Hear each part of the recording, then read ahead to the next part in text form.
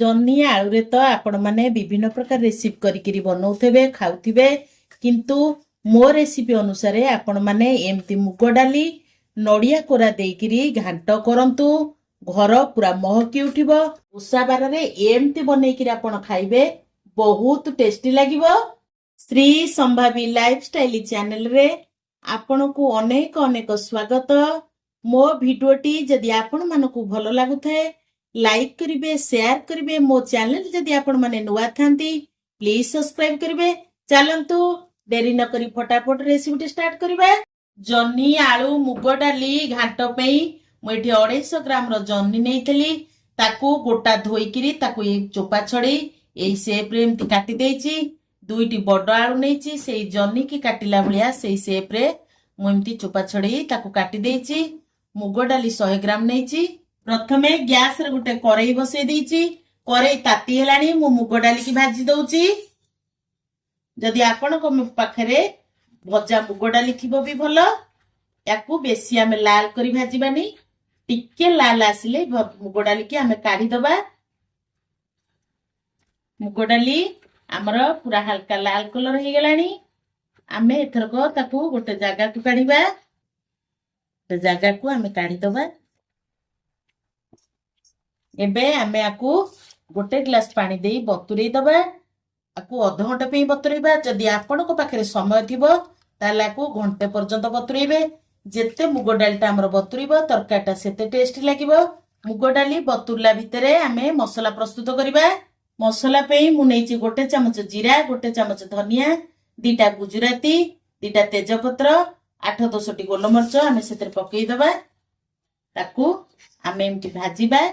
Gas रो flame को low flame रे देई ताकू भाजीबा। जे पर्यंत हमर ए गोटा मसला रो बासना आसीनी ते पर्यंत एमती टिके भाजी थबा। गोटा मसला हमर भाजी हे गेलानी यार भी बासना पळे आसलानी। आमे एथरको ताकू गोटे प्लेट को काढी दबा। ताकू ठंडा हबा को किछि समय छाडीबा। गोटा मसला मु सब प्लेट को काढी देइची। आकू किछि समय ठंडा हबा पई छाडुची। गोटा मसला को मु चिकन किरी पूरा ग्राइंडिंग कर देइची। आकू आमे साइड रे रखी नेक्स्ट स्टेप को जिबा। एबे मु करेई रे दउची 2 चम्मच रिफाइंड तेल। तेल हमर गरम होइलानी मु गोटे चम्मच पंचु फुटण पकाउची।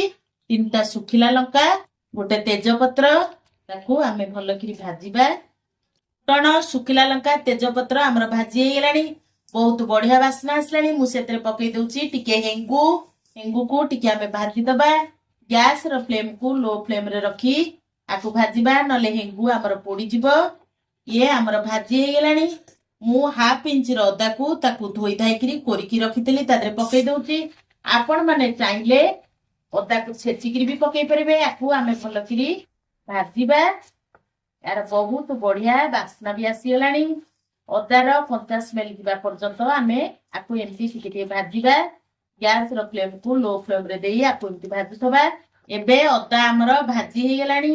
अदा को आमे एमती टिके हल्का भाजीबा, बेसी कड़ा करी भाजीबानी। मु सेतरे काटी की रखिथिबा आलू को सेतरे पकाउची। आकू आमे भाजीबा।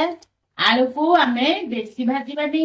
आलू ऊपर टिके हल्का ब्राउन कलर आसला पर्यंत आमे आकू लो टू मीडियम फ्लेम रे गैस रखिरे फ्लेम रखी आमे आकू भाजीबा। आलू हमर हल्का ब्राउन कलर देखा गलानी।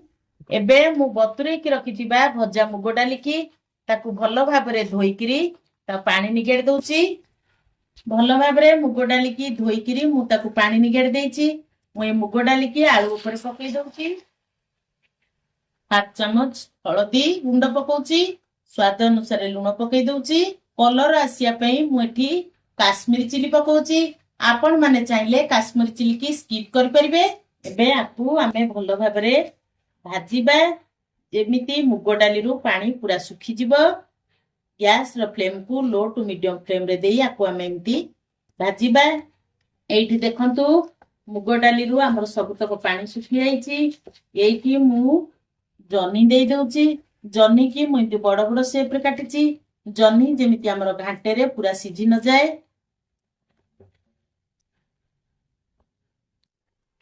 एठी आमे भलो भाबरे जन्नी आलू मुग डाली की भलो किरी भाजीबा। ଜହ୍ନିରୁ ସାଧାରଣତଃ ଆମର ପାଣି ବାହାରିଥାଏ। ଆମେ ଜହ୍ନିକୁ ହାଇ ଫ୍ଲେମ୍ରେ ଦେଇକିରି ତାକୁ ଭାଜିବା।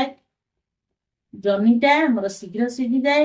ସେଥିପାଇଁ ଆଳୁ ମୁଗ ଡାଲିକି ମୁଁ 2-3 ମିନିଟ୍ ଭାଜି ସାରିଲା ପରେ ଜହ୍ନିକୁ ଦେଲି। ଜହ୍ନି ବି ଆମର ଭାଜି ହେଇ ଆସିଲାଣି। ଜହ୍ନିରୁ ପାଣି ବି ସବୁ ଶୁଖି ଆସିଲାଣି। ଏବେ ସେଥିରେ ମୁଁ 2 ଗ୍ଲାସ ଗରମ ପାଣି ଦଉଛି। ଜହ୍ନିକି ଆମେ ଝୋଳ ରଖିବାନି, ଯେହେତୁ ଆମେ ମୁଗ ଡାଲି ଜହ୍ନି ଆଳୁ ଘାଣ୍ଟ କରୁଛେ, ସେଇଥିପାଇଁ ଅଳ୍ପ ପାଣି ଦେଇ ଆମେ ହାଇ ଫ୍ଲେମ୍ରେ 3-4 ମିନିଟ୍ ତାକୁ ରଖିବା। ମୁଗ ଡାଲି ଭାଜିକିରି ମୁଁ ବତୁରେଇ ଦେଇଥିଲି, ସେ ଶୀଘ୍ର ବି ସିଝିଯିବ।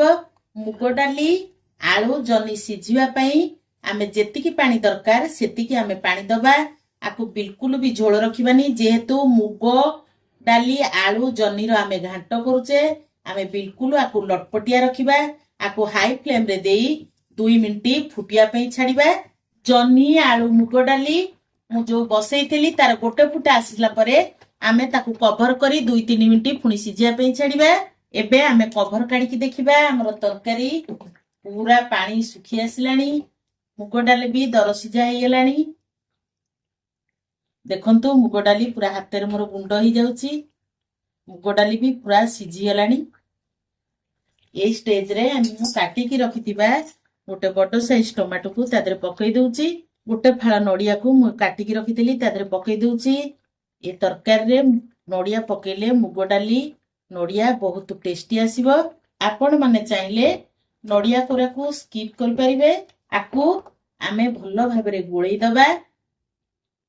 ମୁଗ ଡାଲିଟା ଆମର ଭଲକିରି ଏବେ ସିଝିନି। ଆମେ ଆକୁ 2-3 ମିନିଟ୍ କଭର କରିକିରି ତାକୁ ଆଉ ଟିକେ ସିଝିବା ପାଇଁ ଛାଡ଼ିବା। ଆମେ ଏଥର କଭର କାଢିକି ଦେଖିବା ଆମର ତରକାରୀ କେମିତି ହେଇଛି। ଏଇଠି ଦେଖନ୍ତୁ ମୁଗ ଡାଲି ପୁରା ସିଝି ଯାଇଛି। ଏଇଠି ଧ୍ୟାନ ରଖିଥିବେ, ମୁଗ ଡାଲି ଯଦି ପୁରା ସିଝିଯାଏ ତାପରେ ଆମର ନାଳୁଆ ହେଇଯାଏ ତରକାରୀ।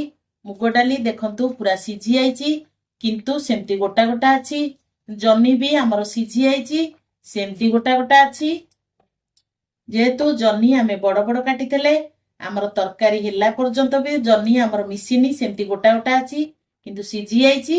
ମୁଁ ଯୋଉ ମସଲା ଗ୍ରାଇଣ୍ଡିଙ୍ଗ ରଖିଲି ତା ଦେହରୁ ଗୋଟେ ବଡ ଚାମଚ ମସଲା ଦେଇ ଦଉଛି। ସବୁ ପକଉନି, ଆପଣ ମାନେ ଏ ମସଲାକୁ ରଖିପାରିବେ। ଯେକୌଣସି ସାଧା ତରକାରୀ କରିପାରିବେ, ବିନା ପିଆଜ ରସୁଣରେ ଆକୁ ବି ପକେଇ ପାରିବେ। ମୁଁ ଏଠି ସ୍ୱାଦ ଟିକେ ଟେଷ୍ଟ ଆସିବା ପାଇଁ 3ଟି କଞ୍ଚା ଲଙ୍କା ପକଉଛି। କାଟିକି ରଖିଥିବା ଧନିଆ ପତ୍ରକୁ ତା ଦେହରେ ପକେଇ ଦଉଛି। ଟେଷ୍ଟର ବାଲାନ୍ସ ରଖିବା ପାଇଁ ମୁଁ ଏଠି 1/2 ଚାମଚ ଚିନି ଦଉଛି। ଚିନି ପକେଇଲେ ମିଠା ଲାଗିବନି, କିନ୍ତୁ ଟେଷ୍ଟଟା ବହୁତ ବଢିଆ ଆସିବ। ତରକାରୀଟା ଅଧିକା ଟେଷ୍ଟ ଆସିବା ପାଇଁ ମୁଁ ଏଠି 1 ଚାମଚ ଗୁଆ ଘିଅ ଦଉଛି। ସବୁ ଆମେ ଗୋଳେଇ ଦବା। ଗୁଆ ଘିଅଟା ପକେଇବା ଦ୍ୱାରା ଆମର ମନ୍ଦିର ଭଳି ବାସ୍ନା ଆସିବ, ମନ୍ଦିର ଭଳି ଟେଷ୍ଟି ବି ଆସିବ। ଦେଖନ୍ତୁ କେତେ ସୁନ୍ଦର ଦେଖାଯାଉଛି, ବଢିଆ ବି ବାସ୍ନା ପଳେଇ ଆସିଲାଣି। ଆକୁ ସବୁ ଆମେ ଗୋଳେଇ ଦବା। ୟାକୁ ସବୁ ଗୋଳେଇ ସାରିଲା ପରେ ଆଉ 2 ମିନିଟ୍ ତାକୁ ମିଡିୟମ ଫ୍ଲେମ୍ରେ ଦେଇ ଗ୍ୟାସକୁ ଭଲ ଭାବରେ ଫୁଟେଇବା। ଆମର 2-3 ମିନିଟ୍ ହେଇଗଲାଣି। ଆମେ ଘୋଡ଼ଣୀ କାଢିକି ଦେଖିବା। ଦେଖନ୍ତୁ ତରକାରୀ କେତେ ସୁନ୍ଦର ଦେଖାଯାଉଛି, ବଢିଆ ବି ବାସ୍ନା ପଳେଇ ଆସିଲାଣି, ବିଲକୁଲ ମନ୍ଦିର ପରି। ଏବେ ଆମର ମୁଗ ଡାଲି ଜହ୍ନି ଆଳୁ ଘାଣ୍ଟ ପୁରା ପରଫେକ୍ଟ ହେଇଗଲାଣି, ବିଲକୁଲ ବି ମନ୍ଦିର ପରି ହେଇଯାଇଛି, ମନ୍ଦିର ପରି ବି ବାସ୍ନା ଆସୁଛି। ଆମ ଗ୍ୟାସର ଫ୍ଲେମ୍ଟାକୁ ଅଫ୍ କରିଦେଇ ଆମେ ଏଥରକ ତାକୁ କାଢିବା। ଦେଖନ୍ତୁ ପୁରା ଶୁଖିଲା ରଖିବେନି ତରକାରୀ, ଏମିତି ଲଟପଟିଆ ରଖିବେ, କାରଣ ମୁଗ ଡାଲିଟା ଆମର ପୁରା ପାଣି ଟାଣିବ, ପୁରା ଶୁଖିଲା ହେଇଯିବ। ଆପଣ ମାନେ ଏମିତି ବନେଇକିରି ଖାଆନ୍ତୁ। ମୋ ସହିତ କମେଣ୍ଟରେ ସେୟାର କରନ୍ତୁ। ରହୁଛି, ଦେଖା ହେବା ନେକ୍ସଟ ଭିଡିଓରେ। ଜୟ ଜଗନ୍ନାଥ।